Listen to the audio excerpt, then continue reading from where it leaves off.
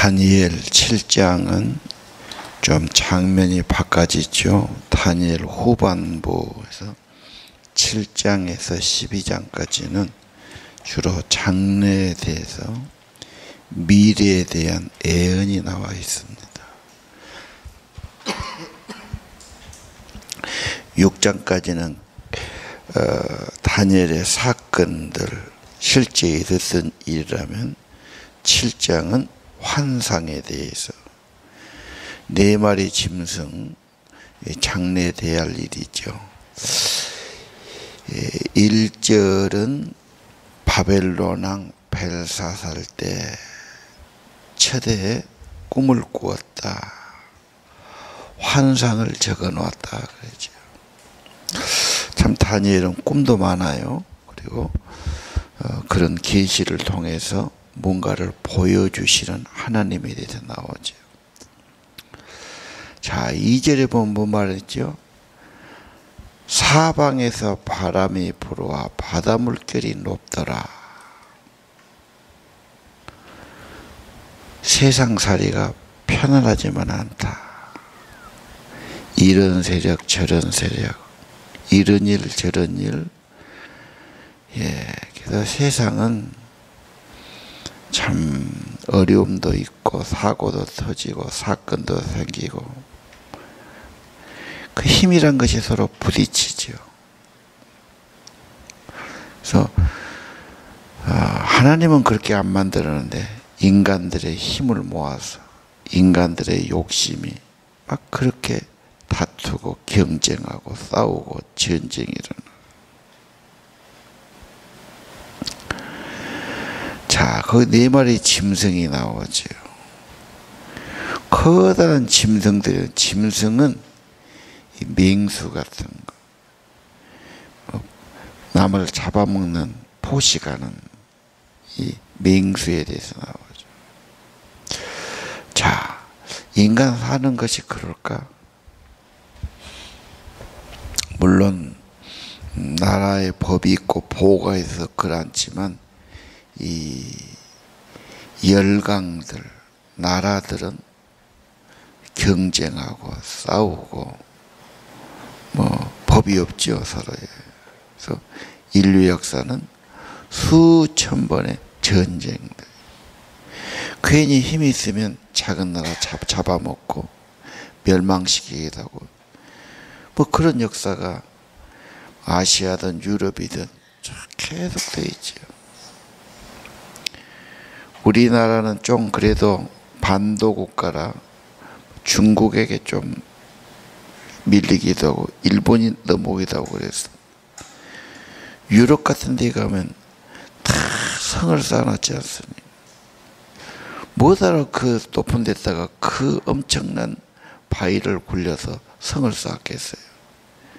공격해 오니까, 쳐들어오니까 보호하려고요. 중장비도 없던 시절에 어마어마한, 왜 그랬을까? 그만큼 쳐들어오고 막아야 되고 보호해야 되고 살아남아야 되니까. 이것이 인류 역사거든요. 자, 우리나라도 서울도 성 있죠. 허물에도 그렇지만 다 사대문 성이 있었고 전주에 가도 그런 성이 좀 남아. 어느 도시나 성곽이 있고 성이 남아있고 그런 거.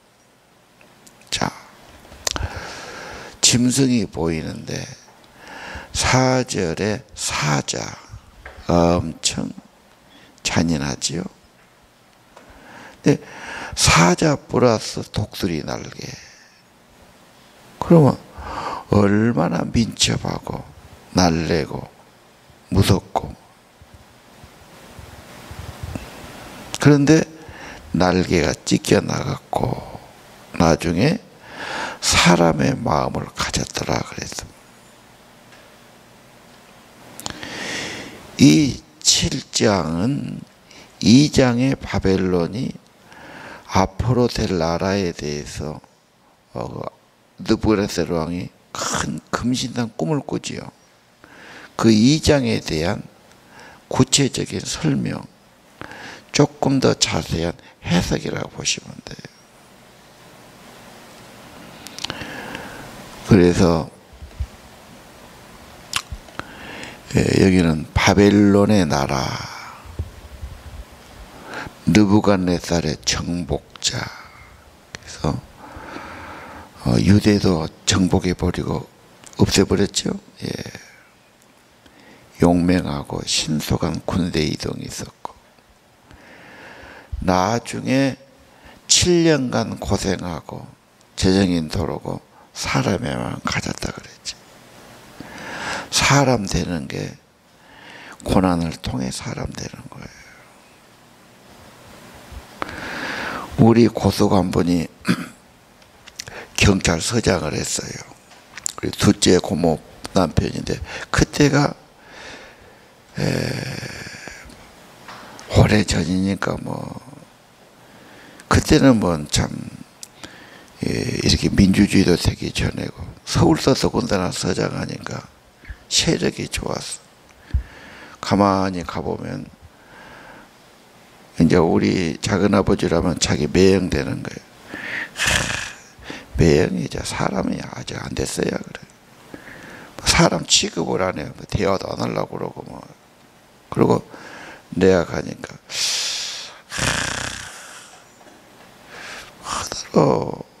너도 목회를 하려고 그러냐? 할 것이 많이 있는데 그가 돈이 나오냐? 뭐가 나오냐? 안 믿는 사람은 이해를 못한 거예요. 근데 그분이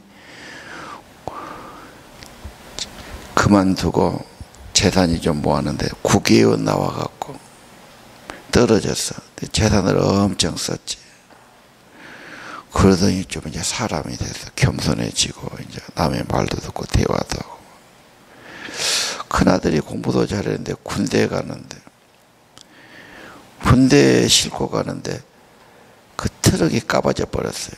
그 트럭에 타는데 얘가 죽었지. 고모는 그 애를 화장해서 국군묘지에다 넣어놨는데 매일 울고 거기를 가. 거기를 안 갔다 오면 잠을 못 자는 거예요. 하루 일가가 시내버스 타고 1시간 이상 가갖고 그 아들 묘소 보고 울고 오는 거예요.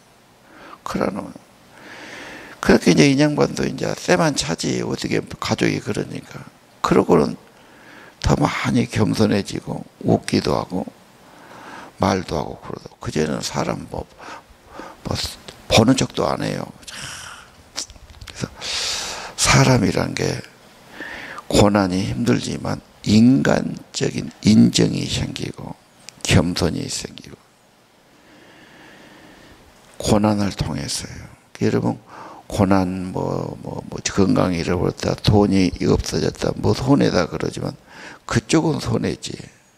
그러나 믿음으로는 유익이지. 정신 차리죠.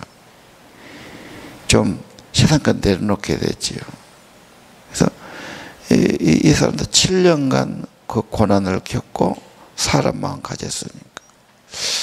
우리는 얼마나 고생하면 사람 마음 갖겠어요. 좀 욕심을 내려놓고 허영도 내려놓고.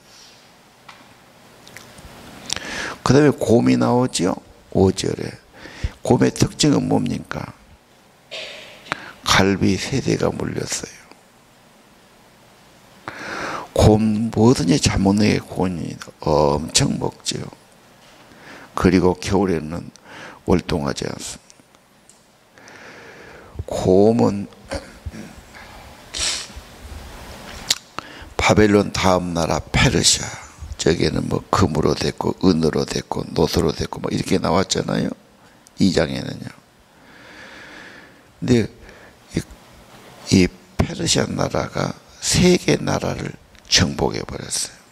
바벨론 정복했고, 이집트 왕국 정복했고, 리비안 왕국을 정복했어요. 그래서 정복자, 잡아먹는 자에서 이렇게 나온 거예요. 세 번째는 뭐지요? 표범의 날개, 머리가 4개, 날개도 4개. 이것도 뭔 일입니까? 엄청 빠르다고 말이죠. 기마병을 이게 헬라입니다. 알렉산더가 12년 만에 대제국을 이뤄. 자기 아버지는 적은 나라였어요. 아버지가 전쟁에서 갔다 와서 이기면 알렉산더는 통보를 했어요. 왜? 나는 내가 정복할 나라가 없어지면 안 되지 않습니까? 아버지가 다 해버리면. 뭐 이런 청년이었는데, 이 사람이 23세인가 왕이 돼가지고 12년 동안 엄청난 제국을. 그런데 이 사람이 30대 초반에 열병에 걸려서 전쟁터에서 죽어요. 이제 의료시설이 부족해서 그랬겠죠. 그 난다긴다 한 영웅이 적은 병 앞에 죽고 말지. 그런데 알렉산더는 우리가 한 대로 히랍의 유명한 철학자들을 스승으로 모셨어요. 영향을 많이 받았어요. 군인이지만 이 사람이 아주 그런 문학적인데 깊은 조예를 가졌죠. 그래서 가는 곳마다 정복만 아니라 문화를 뻗들이는 겁니다. 언어를 뻗들이고 학문을 뻗들이고 과학을 뻗들이고. 그래서 전 세계의 학문의 시초는 히랍이에요. 헬라 문화. 왜 헬라가 문화가 되냐? 알렉산더가 다 심은 겁니다. 언어도 다 그쪽으로 통일돼 버렸어요. 이게 문화가 오래 가는 겁니다.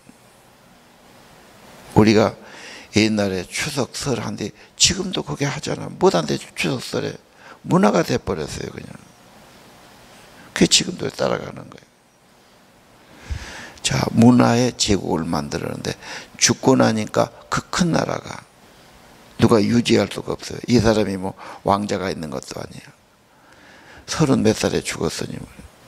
그래서 그 자기 나라의 유명한 장군 4사람이 4나라로 나눠지게 됩니다.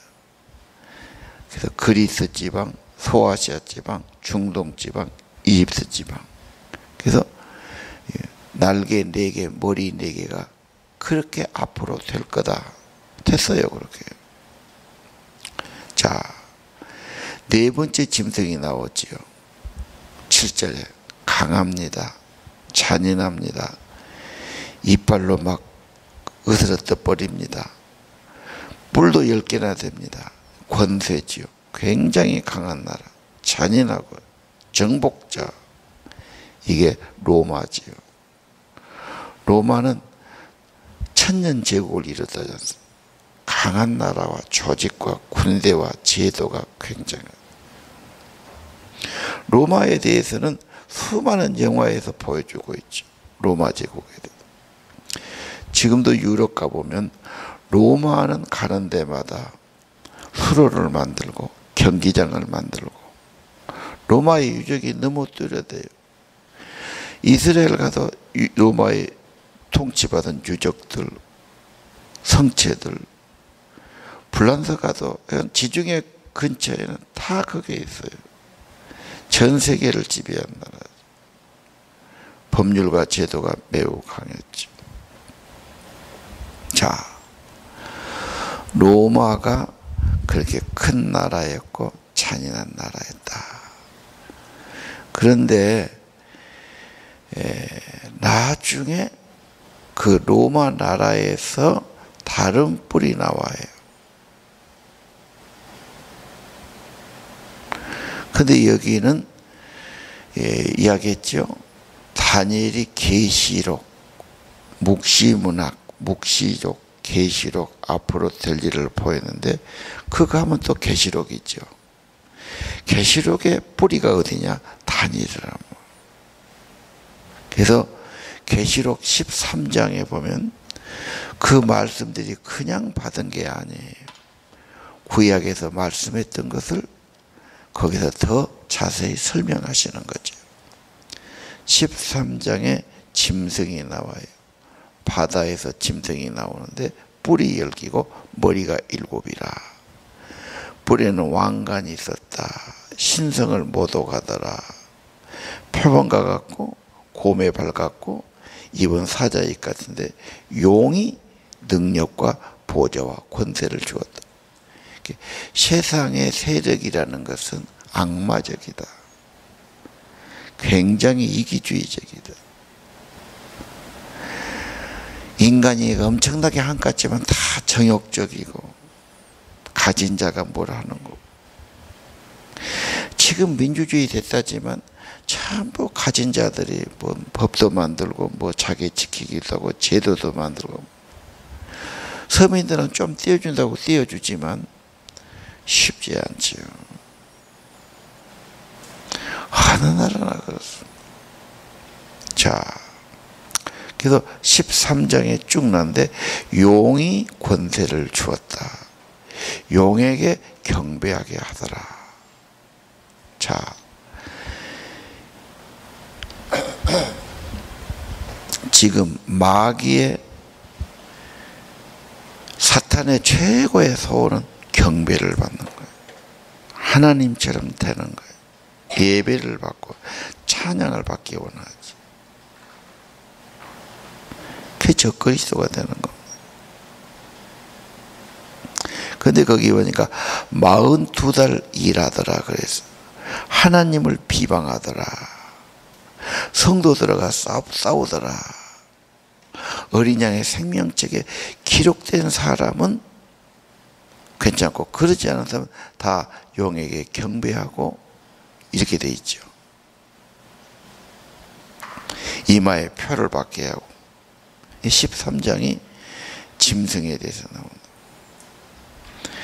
앞으로 미래 장래 인류는 어떻게 될 것인가? 적그리스도 하나님을 대항하는 마지막 발악, 경제를 다 잡고 큰 나라를 이루고 세계 제국을 만들고 통일 정부를 만들고 마지막에 하나님 대적하는 그런 세력들이 나타날 거다. 로마의 부활. 그래서 유럽이 하나 되는 거, 유럽에서 EU와 연합되는 것을 굉장히 성경학자들은 두려워했죠. 저게 로마의 부활이 아니냐. 저기다 적그리스도가 나오지 않을까. 자, 여기까지. 세상은 결코 쉽지 않다. 내 바람, 내 파도, 열국들, 사탄의 세력을 받은 나라다. 전쟁도 있고 평화롭지 않다. 그건 동화에서 그린 거지. 그렇게 인간의 삶이 평화롭지. 시기가 있고 갈등이 있고 먹히고 먹이고 뭐 엄청난 거죠. 신앙생활 분명히 핍박한다. 유혹한다. 방해한다. 그 고난을 통해서 하나님을 진짜 바라고 좋으면 아니라고 편안하고 세상적으로 살고 싶고 하나님을 안 바라보고 이 어려움을 통해서 하나님 바라보고 뭔가 천국의 상급을 받는데 그냥 상급 받겠어요? 나 어찌 편히 누워 상 받기 바라리. 찬송가도 있지 않습니까? 뭔가 하나님 나라에서 참기도 하고 인내하기도 하고 견디기도 하고. 자, 그러면 앞으로 그러고 끝이냐? 그것이 아니죠. 오늘 7장에 보면은 보호자가 보입니다. 하늘의 세계지. 사람들은 이런 말을 대충 생각해요. 뭐 보호자가 있거든요. 하나님의 계시니까 앞으로 될 일에 보호자, 영원부터 살아계신 하나님이 거기 계시더라고요. 이게 중요한 포인트입니다. 여전히 그 보좌는 계시고 그분은 계세요. 그분의 모습도 나왔죠. 옷이 눈처럼 머리카락이 양털처럼 보좌에는 불꽃이 바퀴가 그렇죠. 불이 흘러나오고 또 뭐가 있죠. 수천 천사가요. 수만 명의 천사가 모시고 그만 있습니까? 심판이. 또 뭐가 있죠? 책이 있죠. 다 계시록 아닌가요? 계시록 1장의 보좌의 모습, 4장의 보좌의 모습. 그렇죠? 계시록 20장 넘어가서 심판. 다 그거예요. 중요한 것은 보좌와 심판. 책들. 그렇죠? 그리고 짐승의 세력은 마지막에 심판받는 거. 멸망하는 거. 13절이 또 중요하죠. 인자가 나와요. 인자는 그리스도 하나님이시죠. 하나님이 그분에게 권세와 영광과 나라를 주셨다. 그래서 나라에 임하옵시고 아버지의 나라와 권세와 영광이 영원히 아버지의 것이옵나이다. 그 다음 14절. 모든 나라 말씀은 방언이죠. 모든 민족, 나라, 족속, 방언이 그분을 섬기더라. 이 다문화 선교거든. 그의 다스림은 영원하고 그의 나라는 망한 나라가 아니야. 하늘의 나라는. 이게 영원한. 그래서 이 나라 백성이 되어야 한다. 잠깐 있다 갑니다. 건강에도 가고 잘 살아도 가고 심지어 재벌도 가고 다 가죠. 나그네 인생입니다. 내 돌아갈 본향집, 우리를 보내신 아버지, 내 아버지 집에 거할 곳이 많도다. 이게 제일. 근데 불신자들은 본향집이 없지. 내 아버지 집이 없지. 멸망으로, 어둠으로, 절망으로 떨어진단 말이에요. 인생 끝이 그냥 그걸 망해버려요. 사망하고. 우리는 그것이 아닙니다. 아버지가 계십니다. 희망이 있는 겁니다. 내 아버지 집이 영원한 집입니다. 천사가 와서 뜻을 물어보니까 환상을 가르쳐 주지요. 17절 내 나라다 설명했지요. 18절 하나님은 지극히 높으신 분이다. 비교할 수가 없어요. 하나님 백성들이 나라를 받고 권세를 받을 것이다. 영원한 권세를 누릴 것이다.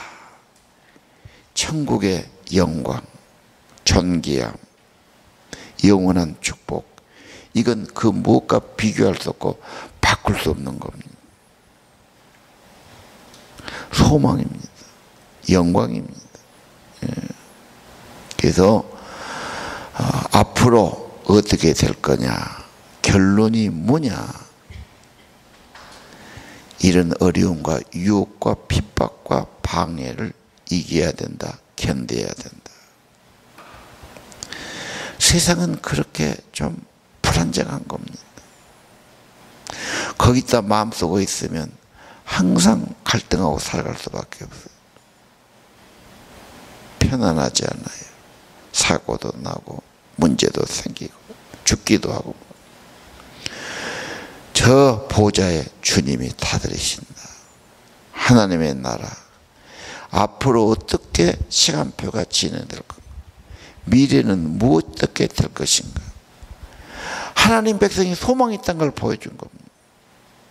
결론을 보여주죠. 참아라, 잘 믿어라, 견뎌라. 영광이 기다린다. 계시록의 종말이죠. 이걸 아는 사람은 쉽게 믿음을 버릴 수가 없는 것입니다. 19절 이하는 네 번째 짐승, 거기서 또 다른 뿔이 나와요. 이것은 지금 로마가 간 지가 거의 오래됐지요. 다시 거기에서 뿔이 돋아 나왔어. 이게 적그리스도의 세력이에요. 21절 하나님 백성과 싸워. 하나님 백성을 핍박해. 이게 42달 3년 반 그렇게 나오잖아요. 그러나 하나님이 도와주셔서 승리해요. 끝까지 견뎌야 되고 끝까지 붙들어야 되고 하나님의 은혜로만 승리합니다. 계시록은 피난처를 말씀하기도 합니다. 22절 영원부터 살아계신 하나님, 지극히 높으신 하나님이 백성 편을 들으시고 심판하시고 승리하게 하신단 말이에요.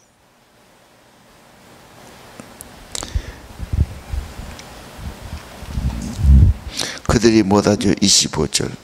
하나님 대항하고 하나님에서 해치고 핍박하고 순교하고 그럴 겁니다. 법도 고치고 뭐 고치려고 하지요. 3년 반이란 말이 나왔지요. 26절. 그러나 심판을 받는다. 그들은 권세를 뺏긴다. 그들은 완전히 멸망한다. 계시록은 불못에 던져서 멸망을 지키죠.